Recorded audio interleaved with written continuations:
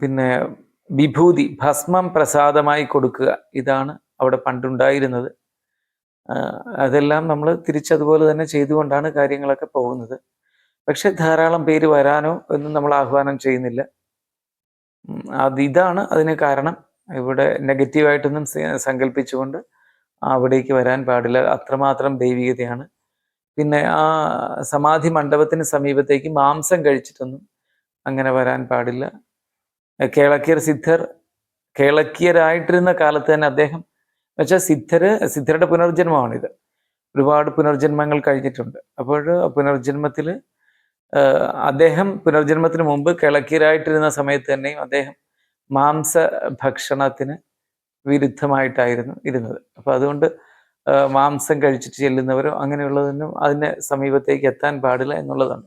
പിന്നെ എന്ത് ആഗ്രഹിച്ചാലും അത് നടപ്പിലാകും. പിന്നെ ആ സമാധിയുടെ പ്രത്യേകത, നമ്മൾ പ്രത്യേകിച്ച് പൂജകളൊന്നും ചെയ്ത് ശക്തി വർദ്ധിപ്പിക്കാനൊന്നുമില്ല. അവിടെ വൻ ശക്തി തന്നെയാണ്. ആ ശക്തിയുടെ സവിശേഷതയെക്കുറിച്ച് അറിയാൻ ഞാൻ എൻ്റെ ജ്യോതിഷം മാത്രമല്ല തന്നെ മറ്റ് മാർഗങ്ങളുണ്ട്. ഈ ജ്യോതിഷത്തിലൂടെ തന്നെയും അല്ലാതെയും ഇതിൻ്റെ ശക്തിയെക്കുറിച്ച് അറിയാനുള്ളത് പറഞ്ഞിരിക്കുന്ന പരമമായ ശക്തിയാണ്. അവിടെ ശക്തി എന്നും അങ്ങനെ തന്നെ പോകും. എന്നും പോകുമെന്ന് വെച്ചാൽ നിലനിൽക്കും, അത് തുടർന്നുകൊണ്ടേയിരിക്കും. അവിടെ വന്ന് പ്രാർത്ഥിക്കുക, ആഗ്രഹിക്കുക. പിന്നെ ആഗ്രഹിക്കുന്ന എല്ലാം നടക്കും. ആഗ്രഹിക്കുന്ന എല്ലാം എന്ന് വെച്ചാൽ അനുചിതമായ കാര്യങ്ങളുടെ ആഗ്രഹമല്ല അവിടെ ഉദ്ദേശിക്കുന്നത്. നമ്മൾക്ക് ധാർമ്മികമായ ഏതാഗ്രഹങ്ങളും കഷ്ടമില്ലാതെ തന്നെ നടക്കും. മാല ചാർത്താം, പൂക്കൾ സമർപ്പിക്കാം. മുല്ലപ്പൂക്കൾക്ക് വലിയ പ്രാധാന്യമുണ്ട്. ചുവന്ന പൂക്കൾക്ക് കൊണ്ട് മുല്ലപ്പൂക്കൾക്കാണ് കൂടുതൽ പ്രാധാന്യം വരുന്നത്. ചന്ദനത്തിരി കത്തിക്കാം, എണ്ണയോ നെയ്യോ ഒഴിച്ച് വിളക്ക് കൊളുത്താം. പിന്നെ നിങ്ങൾക്ക് ആഗ്രഹം എന്തെങ്കിലും ഉണ്ടെങ്കിൽ എന്തെങ്കിലും അവിടെ സമർപ്പിക്കാം. അതൊക്കെ തന്നെ ഉള്ളൂ, അല്ലാതെ പ്രത്യേകിച്ച് കാര്യങ്ങളൊന്നുമില്ല. ഇത് കൃത്യമായ സ്ഥലം ഹരിപ്പാട്, ആലപ്പുഴ ജില്ലയിൽ കാർത്തികപ്പള്ളി താലൂക്കിൽ ഹരിപ്പാട് പിലാപ്പുഴക്കരയിൽ.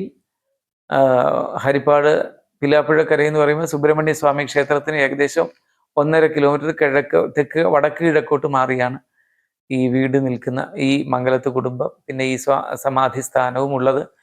അത് നിൽക്കുന്ന കൃത്യം സ്ഥലം എന്ന് പറഞ്ഞാൽ അവിടെ അടുത്ത് തന്നെ ഒരു ദേവീക്ഷേത്രമുണ്ട്, വാത്തുകുളങ്ങര അമ്പലം എന്ന് പറയും. ആ വാത്തുകുളങ്ങര ദേവീക്ഷേത്രത്തിനും PWD റെസ്റ്റ് ഹൗസിനും മധ്യേ ആയിട്ട് വരും ഇതിൻ്റെ കൃത്യസ്ഥാനം. വന്ന് ഇവിടെ ദർശനം നടത്തുന്നത് നല്ലതാണ്.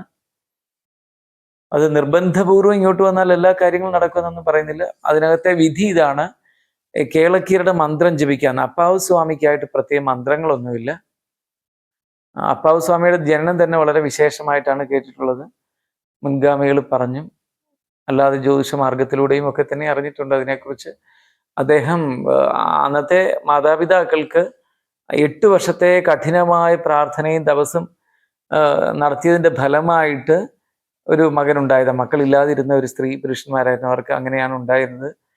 ആ കുഞ്ഞാണ് അദ്ദേഹമാണ് പിന്നീട് അപ്പാവു സ്വാമിയായിട്ട് വരുന്നത്.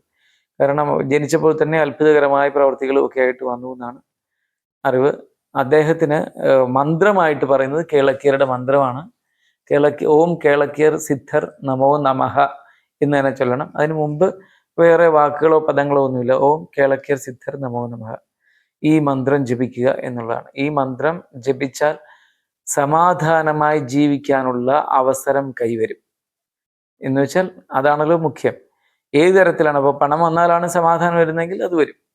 വിവാഹം കഴിച്ചാലേ സമാധാനം വരൂ എന്നുള്ളവർക്കാണെങ്കിൽ അത് വരും. അങ്ങനെ ഏതാണോ സമാധാനം ജീവിതത്തിൽ കൈവരാനുള്ള അവസരം തെളിയും എന്നുള്ളതാണ് അതിൻ്റെ പ്രത്യേകത. ഓം കേളക്കിയർ സിദ്ധർ നമോ നമഃ എന്ന മന്ത്രം ചൊല്ലുക എന്നുള്ളതാണ് പ്രധാനമായിട്ടുള്ളത്.